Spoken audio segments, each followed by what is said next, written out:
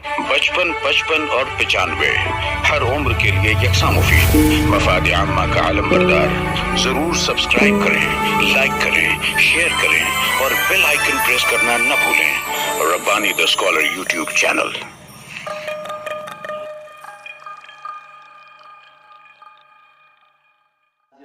करार यहाँ पर पेश की गई। आइए, जैसा कि आज की नशिस्त 3 हिस्सों पर मुश्तमिल है। पहला हिस्सा हमारे तख्लीकार जो कलमकार हजरात हैं उनकी तख्लीकात पेश की जानी है, उस पर तनकीद व तबसरा भी होगा।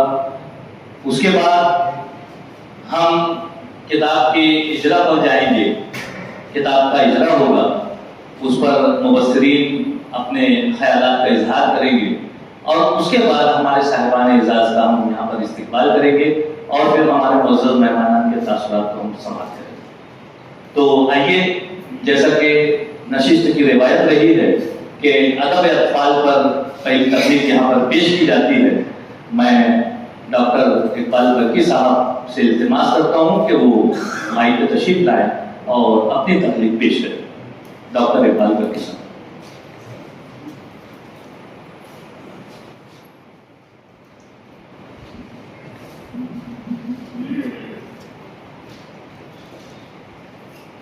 आज की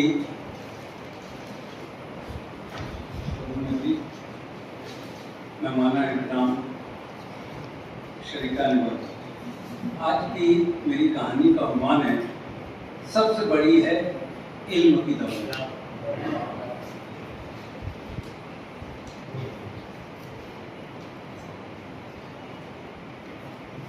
इस कहानी में मैंने कोशिश की है कि कहीं अजनबीपन न महसूस हो। हमारे आसपास के जो किरदार हैं उनसे उठाकर इस कहानी को आगे बढ़ाया जाए। अपनी जगह बैठ जाओ, आज आपका इम्तिहान होगा। उसने दूर तक देखते हुए कहा, नहीं, पहले आपको एक कहानी या किस्सा सुनाएंगे। शगुफ्ता मचलती हुई बोली, नहीं, कहानी किस्सा नहीं, कोई वाक़या सुनाएंगे। शकीब ने फौरन शगुफ्ता की बात काट दी। हाँ अंकल, हाँ, कोई तारीखी वाक़या सुनाइए। मरियम ने शकीब की तारीफ की। आपस में बहस मत करो, पहले इम्तिहान फिर सब कुछ, उसने कहा और उसके बाद कोई कुछ न बोला।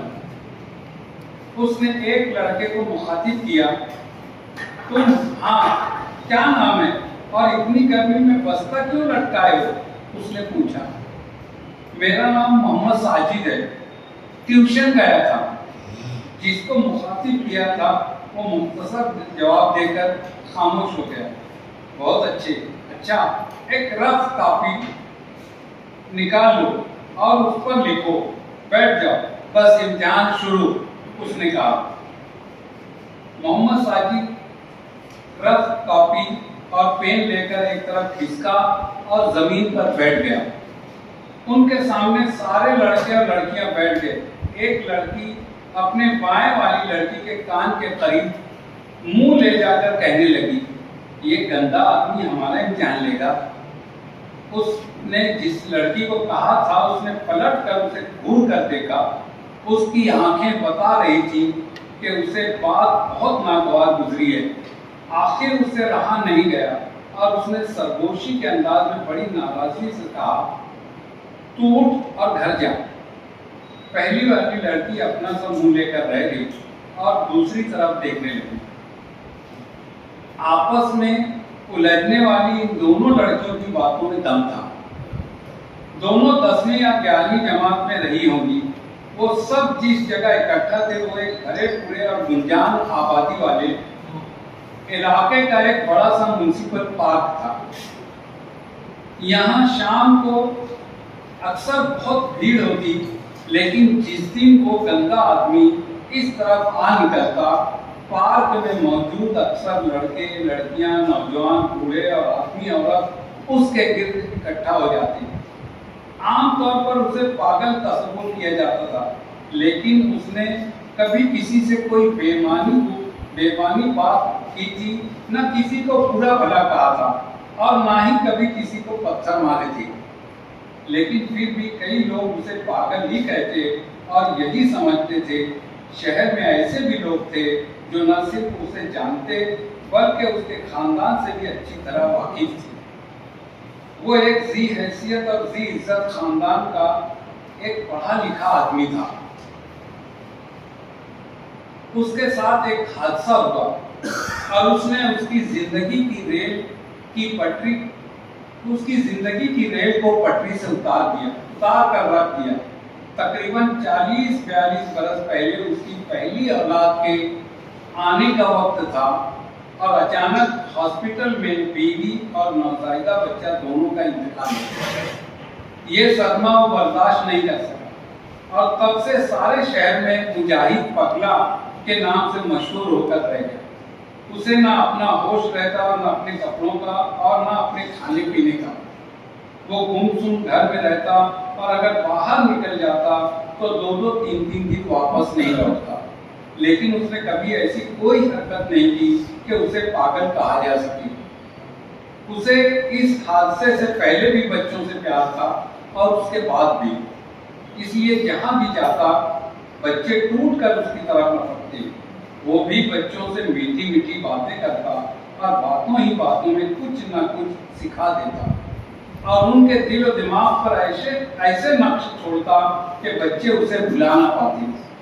मगर वो जो उसे नहीं जानते थे वो उसे पागल और दीवाना ही समझते थे और इसलिए उस लड़की ने उसे गंदा और जाहिल समझा था और इसका इजहार भी किया। मोहम्मद साजिद के हमरा सारे बच्चे भी टिकटिकी बांधे उसकी तरफ देख रहे थे। आहिस्ता आहिस्ता इन बच्चों के अलावा भी बहुत से लोग उनके इर्द गिर्द इकट्ठा हो गए। कुछ देर वो सबको देखता रहा, फिर उसने कहा, अच्छा मेरा सवाल सुनो, लेकिन जवाब सिर्फ कोई एक देगा। और हाँ बेटा, क्या नाम बताया था? साजिद। हाँ, तुम इसे लिख लेना, ठीक है? वो खामोश हो गया। कुछ देर बाद उसने कहा, सवाल सिर्फ एक है, ये बताइए कि हमारे शहर की मशहूर शाहराहों के क्या नाम है? बैक वक्त कई आवाजें आई। रफी अहमद रिवाई road, Nishat road, Mohammad Raza road, Iqbal road, Ghalib road, Mohammad Ali road, doctor Syed Mahmood road और आयशा हकीम रोड। मोहम्मद साजिद एक एक नाम लिखता रहा। अचानक एक लड़की पुकार उठी, बी अम्मा रोड। उस पर सब लड़के और लड़कियां मुस्कुरा पड़ी और कुछ तो खिलखिलाकर हंस पड़े। जब वहां जरा खामोशी हुई तो मुजाहिद पगले ने कहा, अब दूसरा सवाल सुनिए, ये आखिरी सवाल है, फिर किस्सा भी सुनाऊंगा। वो एक लम्हे के लिए चुप हो गया और फिर फौरन कहने लगा। उसने कहा, अब आप सब लोग सोच कर जवाब देना। यहाँ बहुत से लड़के और बच्चियां दूसरे महलों की भी हैं। अब बताइए कि आज से 150 बरस पहले आपकी गली या मोहल्ले में सबसे ज्यादा अमीर और दौलतमंद आदमी कौन था? पगले के खामोश होते ही सारे मजमा पर सन्नाटा छा गया। हर कोई अपनी जगह सोच रहा था, लेकिन किसी को कुछ नहीं सूझ रहा था। आखिर बहुत देर बाद एक लड़की जो पीछे की तरफ बैठी थी और 5वें या 6ठे दर्जे में पढ़ती होगी, अपनी जगह से पुकार उठी, अंकल इतनी पुरानी बात हमको कैसे मालूम होगी?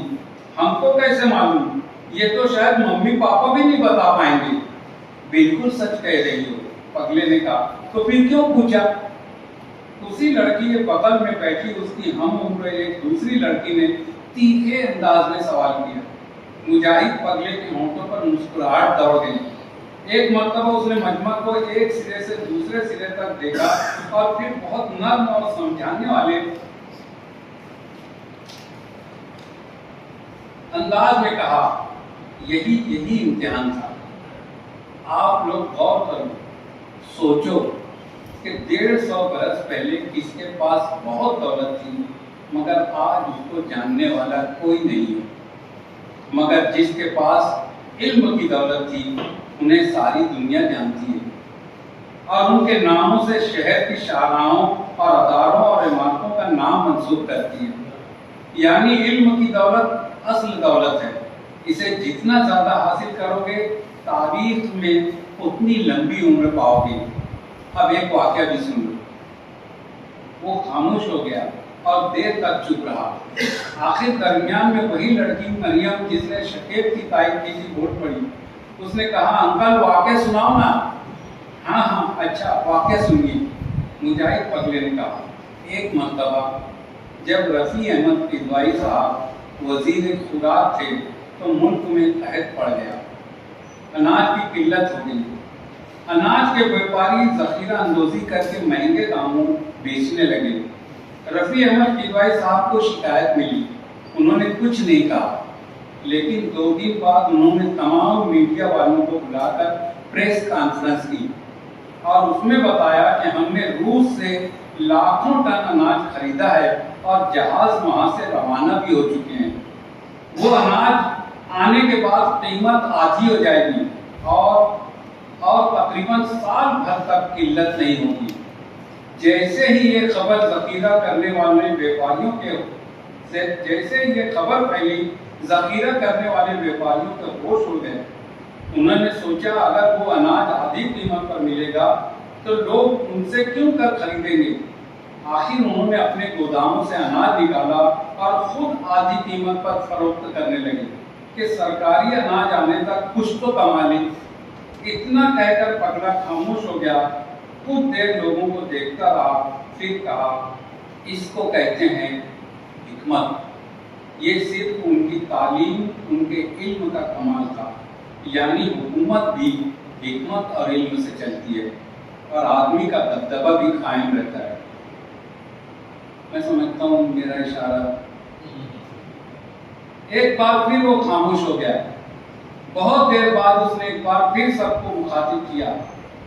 इसका मतलब है कि खूब इल्म हासिल करो, खूब पढ़ो, खूब पढ़ो।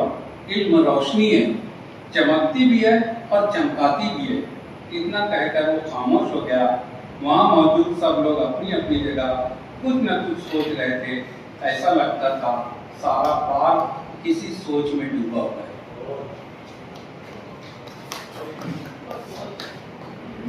इल्म की दौलत, इस उन्वान पर अपनी तकलीफ, अपनी कहानी पेश कर रहे थे डॉक्टर इकबाल बर्की साहब। इस पर जो साहबान ने तबसरा करना चाहें उन्हें इजाजत है, वो यहाँ आकर भी तबसरा कर सकते हैं, अपनी जगह से भी कर सकते हैं।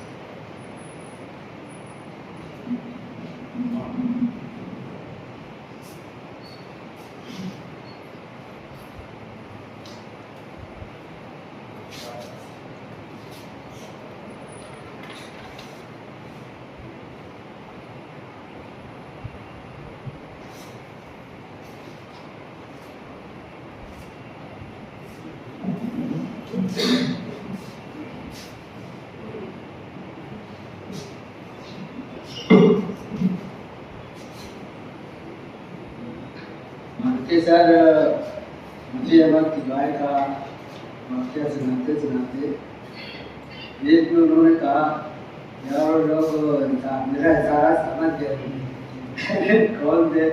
कौन बेइल्म आया हुकूमत करने।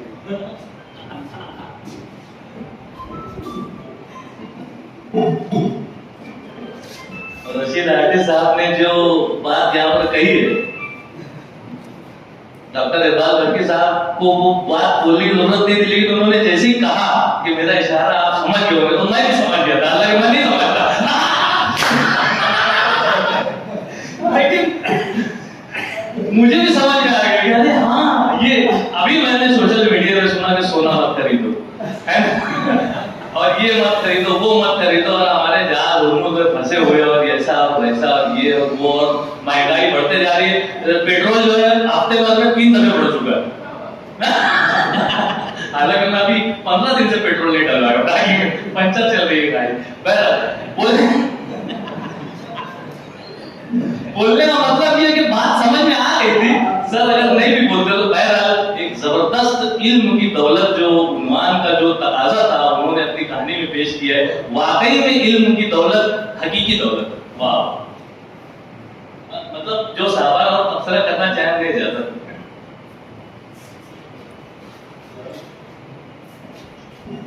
अस्सलाम वालेकुम। मैं सर एक ना फिल्मी गीत सुनता था, शायर को सलाम। तेरी आंखों के सिवा इस दुनिया में रखा गया। तो उसके जो अंदर के मन थे ये उठे सुन चले ये, तो पूरे शायर को मैं हमेशा बोलता था मैंने जो हमारे उस्ताद शायर हैं, क्या कमाल की शायरी है यार, पूरा गाना आंखों के अंदर ही खत्म कर। इतनी ईमानदारी से लिखते थे पुराने लोग, क्या बड़े लोग थे। मगर इकबाल साहब को इस चीज़ से मैं टच करूँगा कि इन्होंने जो अफसाना सुनाया है तो पिक्चर है, दूसरी बात है कलास की बात की, और मेन उन्वान जो था इल्म की दौलत, इन्हें अपने वो पटरी से हटे नहीं। इसे ऐसा लग ही रहा था कि यार बच्चों के लिए एक एक पॉइंट उन्होंने बताया कि जैसे मैं सुनता था पहले कि यार पुराना सोना बहुत महंगा होता है, सागवान भी बहुत महंगा होता है, तो इन्होंने आज बताया कि यार दौलत भी जो है ना, ये इल्म जो है ना, जितनी पुरानी हो जाए उसका उतना नाम होता है। हम तो भूल गए थे रफी अहमद किदवाई साहब, इन्हें कितनी खूबसूरती से पहली मरतबा इन्हें उनके इतने अच्छे तरीके से बताया। ये बच्चों में एक आने वाली नस्लों में बीज बो रहे हैं कि यार हमारे यहाँ पुराने लोग खुद थे, और फनकार वही होता है जो ईमानदारी से लोगों की इज्जत करे। और उन्होंने एक नाम बड़ा अच्छा लगा मेरे को कि मुजाहिद पागल। मैं बैठा बैठा सोच ही रहा था कि जो पागल होता है वही मुजाहिद होता है, और जो मुजाहिद होता है वो पागल होता है, वो फिर वो सुनता नहीं।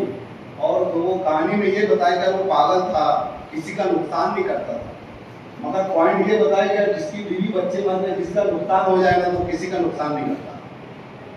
मैं वो तुम्हारे घर उसकी बीवी मर गई, घर से मर गए, तो जिसका नुकसान हो जाता ना वो कभी किसी का नुकसान नहीं करता। इन्हें तुम्हारे कहानी में एक चीज़ इंसानियत, बच्चों के लिए एक सबक, इन्हें आप ऐसे समझाओगे बेटा इल्म हासिल कर लो, बहुत बड़ी दौलत है।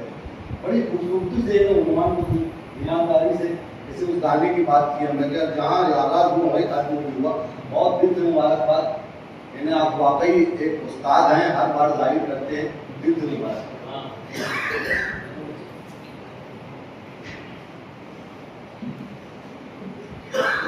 इकबाल बर्की साहब ने जो अफसाना भी आप लोगों के सामने पेश किया, हमारे सामने पेश किया, बहुत अच्छा। सिर्फ एक बात मुझे महसूस हुई कि जहां आप लोग मालेगांव की मुस्लिम इलाकों की सब रोड्स का नाम लिए, Allama Iqbal road, Ghalib road, Rafi Ahmad Kidwai road वगैरह, तो एक आदि गैरों की कम अज कम एक दो हो जाए तो हमारी जो गंगा जमनी तहजीब हम लोग कहते हैं उसके हिसाब से बेहतर होगा।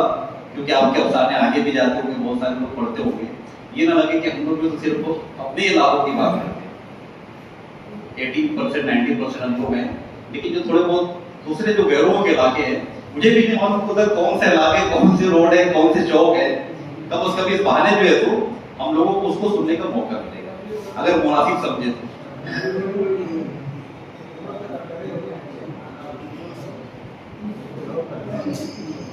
मशवरा अच्छा है, और इत्तेफाक से इकबाल बर्की सर से बेहतर कोई नहीं जान पाएगा उस तरफ का, क्योंकि वो समक्षेर में रहे हुए हैं, आप नूरबाग में, तो पूरी डिटेल से वो जानते हैं कौन कौन सा रोड है, और बेहतर है कि आप उसमें ये इजाफा कर लें। अच्छा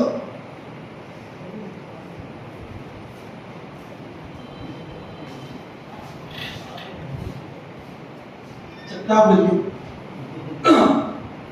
तो मैंने एक बात नोट की है कि इकबाल बर्की साहब जब भी कोई कहानी पेश करते हैं तो उसमें कोई ना कोई ऐसा दर्शन होता है, ये बच्चों की इल्म में इजाफा, ऐसी बात पेश करते हैं। जैसे अभी ये रोड का मामला आया तो बहुत से बच्चों को मालूम नहीं कौन सी रोड है, क्या है, और कमाल की बात तो ये है कि हम में से बहुत ढेर सारे ऐसे लोग हैं जो रफी अहमद किदवाई के ताल्लुक से ज़्यादा कुछ भी जानते नहीं, बहुत ज़्यादा नहीं जानते।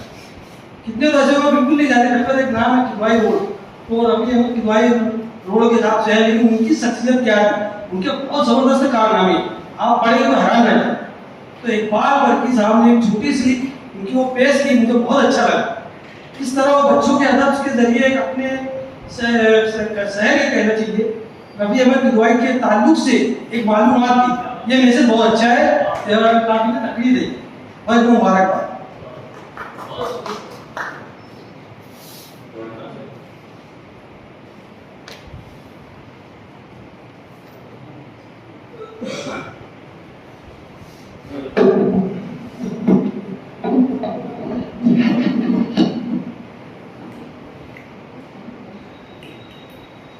अस्सलाम वालेकुम। डॉक्टर इकबाल बरकी साहब ने जो कहानी पेश की, वो जो नए लिखने वाले हैं या जो पुराने जो लिख पढ़ रहे हैं सोशल मीडिया के जरिए, व्हाट्सएप ग्रुप्स के जरिए, हम लोग जिन कहानियों से हमारा वास्ता पड़ता है, यानी ये सीखने की चीज़ है कि किस तरीके से बात से बात पैदा करते हुए उसमें कहानी भी चल रही है। किरदार निगारी भी बड़ी खूबी से जो तो वो सारे कैरिकेचर्स भी आगे बढ़ रहे हैं, अपने किरदार निगारी की पूरी उठान पर मौजूद है। कहानी के कैनवास में रह के अगर मैं बात करूँ, और मुजाहिद पगले उन्होंने जो तस्वीर खींची है, बहुत अच्छी तस्वीर खींची है जिसका ताल्लुक किरदार निगारी से जाता है। बच्चों में तजस्सुस का मादा पैदा करते हुए, बात से बात पैदा करते हुए आपने जिस खुश उसलूबी के साथ कहानी को उसके मंतकी अंजाम तक पहुंचाया है, मालूमाती कहानी थी, दर्स लिए हुए कहानी थी। आप हमेशा की तरह आपको मैं एक कामयाब कहानी पेश करने पर मैं दिली मुबारकबाद पेश करता हूँ।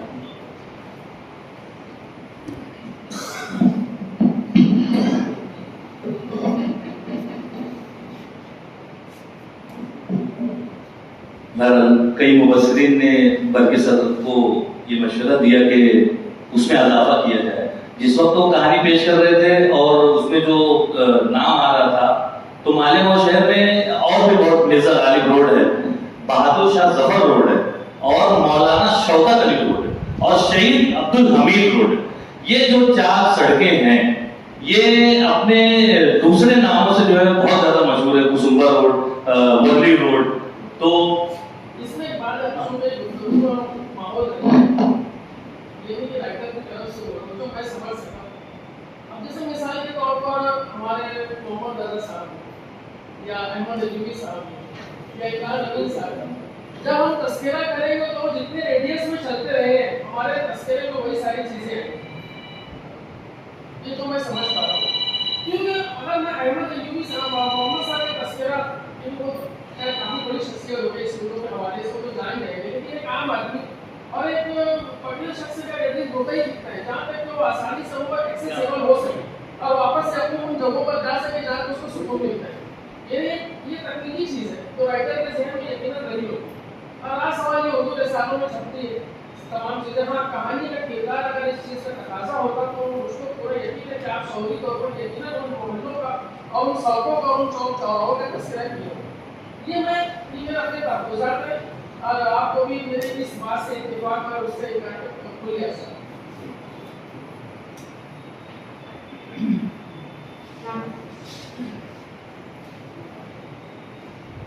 माफी चाहता हूँ, दरअसल जब कहानी में शुरू किया था तो मेरे कैनवास में गालिब, निशात और रफ़ी अहमद इकबाल, ये 3 लोग थे। और मैं वही कहानी ख़त्म भी करना चाहता था कि ये क्यों मशहूर हैं, उनके इल्म का मर्तबा क्या है। तो निशात और साहिर की जो दोस्ती थी, मैं उसको रखना चाहता था। गालिब पूरी दुनिया में पढ़ा जाता है, उसका इल्मी मर्तबा जो था वो, और रफ़ी अहमद इकबाल एक तो तालीम याफ्ता भी थे, दूसरे वो वज़ीर भी थे गवर्नमेंट से भी। तो ये तीनों के बाद मैं ख़त्म कर देना चाहता था, लेकिन वहाँ मैं जब कहानी शुरू किया तो मेरे कलम से बेसाख्ता वो जो डायलॉग शुरू किया कि नहीं कहानी किस्सा ने कोई तारीखी वाक़या सुना, तो मुझको उसको निभाने के लिए वो हिस्सा हज़फ करना पड़ा। और मैं वहाँ से उतर के रहने रफ़ी अहमद इकबाल पर आ गया। यानी वो जो चीज़ थी गालिब, निशात और इकबाल साहब की, उसको छोड़ दिया वहीं पर कि क्यों आज इनको दुनिया की बच्चों को वो समझाना चाहता, लेकिन उसको छोड़ के वो वाक़े पर आ गया। ये शुक्रिया। आइए आज की इस नशिस्त के दूसरे कलमकार के हिस्से से मैं अंजुमन मुहिबान अदब के अजीज एजाज साहब खड़े हो गए। मैं अजीज एजाज साहब को गुजारिश करता हूँ कि आज माइक पर तशरीफ लाएं और अपनी तकलीफ पेश करें। 95 हर उम्र के लिए यकसा मुफीद, मफाद आम्मा का आलम बरदार। जरूर सब्सक्राइब करें, लाइक करें, शेयर करें और बेल आइकन प्रेस करना न भूलें। Rabbani the scholar YouTube channel. Rabbani the scholar YouTube channel इल्मी, अदबी, दीनी, मिल्ली, समाजी, सकाफती, तहजीबी, फलाही, तिब्बी, फन्नी, माशी, तिजारती, माशरती, इंतजामी, इनकलाबी, तहरीकी, तहकीकी, तकनीकी, तफ्तीशी, तामीरी, तालीमी व मालूमाती यूट्यूब चैनल जरूर सब्सक्राइब करें, लाइक करें, शेयर करें और बेल आइकॉन प्रेस करें। Rabbani the scholar YouTube channel.